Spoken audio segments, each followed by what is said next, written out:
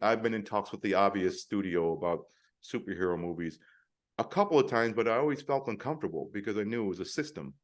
And they're very nice. And I went through a long process. In fact, I broke down, I still have this from a year and a half ago where I broke down all their movies, like put them in a spreadsheet and broke down the box office, the Rotten Tomato scores, where the VFX, I ranked the VFX. I had to do a deep dive on them.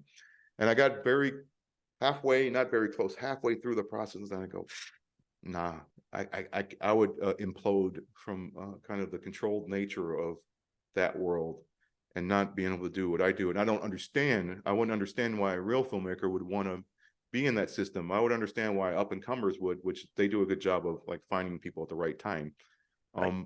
But I think I would implode. And there wasn't one character I was interested in. All the others I really weren't. And there was 2 other opportunities that I just know it's a bad situation. You never want to be somewhere you're not truly wanted. You know, you're not truly wanted for what you do. Does it rhyme with Glade? Does it? That smells like it's on the right trail. Nailed it. Fan of that character. We love that character. But you're saying like within the parameters, you couldn't do what you do best. You felt.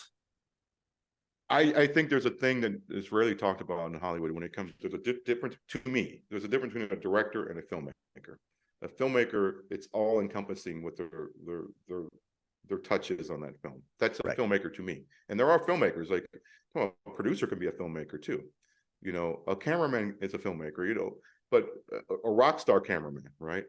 A director is the one who just comes and calls action and leaves and doesn't really checks in on the edit every once in a while. You know, you've seen a million of those. So if you're getting hired for you and what you do and what you bring, I've been in a situation more recently where I started getting poked and prodded and I'm like, oh, they didn't really want what I do. I was checking a box for them and this is not going to work out. And it didn't work out. I had to quit that job. Like I smelled it pretty early and I'm like, no, I'm not here for this.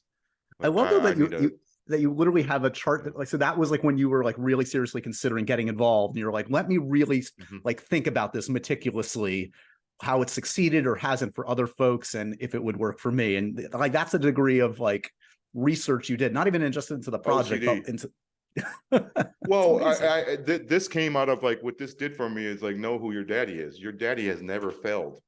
The producer who does this is the most successful producer in Hollywood history with the most successful studio in Hollywood history. Right. So if I'm going to walk into that, I have to drop my ego and go, are you ready for this? Like that's daddy, and daddy's going to have some wants. And so that was a process I had to go through, you know?